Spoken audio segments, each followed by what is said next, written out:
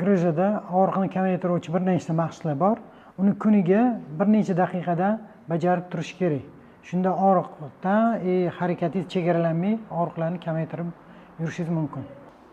Birinchi mashqimiz sekin nafas bilan 10-15 martadan tizzani bukib olib kelamiz. Keyingi mashqimiz, ikkinchi mashq. Tizzani ushlab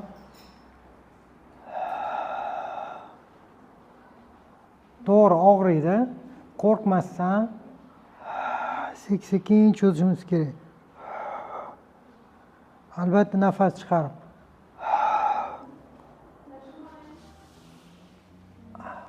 Keyin almashtiramiz.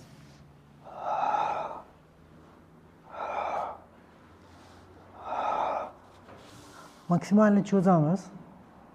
Keyin kel oyoqni.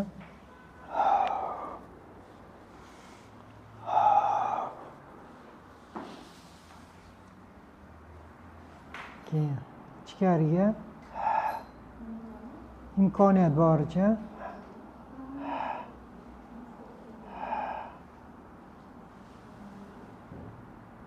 keyin sekin keyingi mashqimiz bundoq, keyin sekin teparoq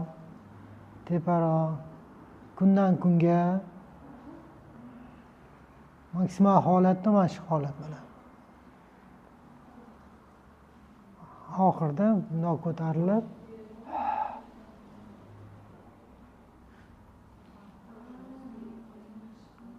mana shu keyin ya'ni biz xuddi kir siqqanday mushaklarimizni, umurtqa pog'onlarimizni ya'ni cho'zyapmiz har tomonga.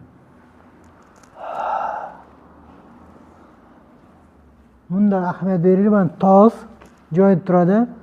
Bu qo'limga yetkazmoqchiman.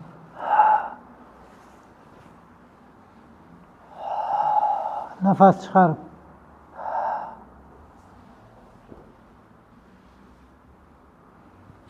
Keyin o'girlamiz. Sekin turamiz. Cho'ziluvchi mashq.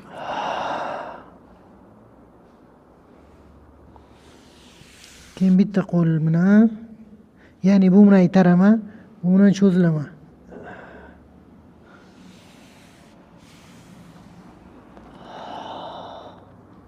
Albatta nafas. Buni ham 10-15 martadan qilamiz. Keyingi mashqimiz mushuk harakati.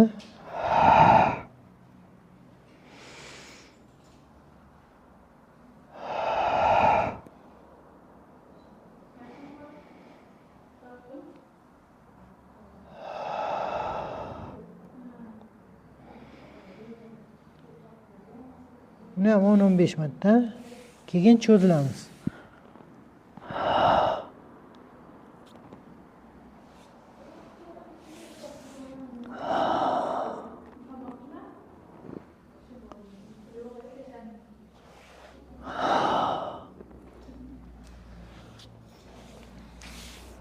Shuni e'tiborga olish kerakki, ko'pincha bel og'riganda, grija bo'ldi deganda harakat chegaralab qo'yishadi. Yot, qimillama, og'riq o'tib ketsin. Yo'q, og'riq o'tib ketmaydi, u nabarat kuchayib ketib qoladi. Ja bo'lmagan, tura olmagan holatinglar ja bo'lmasa uyda emaklab yuringlar. Umuman harakat bo'lsin. Mana shu emaklab qanaqa bo'lsa ham harakatda bo'lsa, qon turib qolmaydi bitta joyda.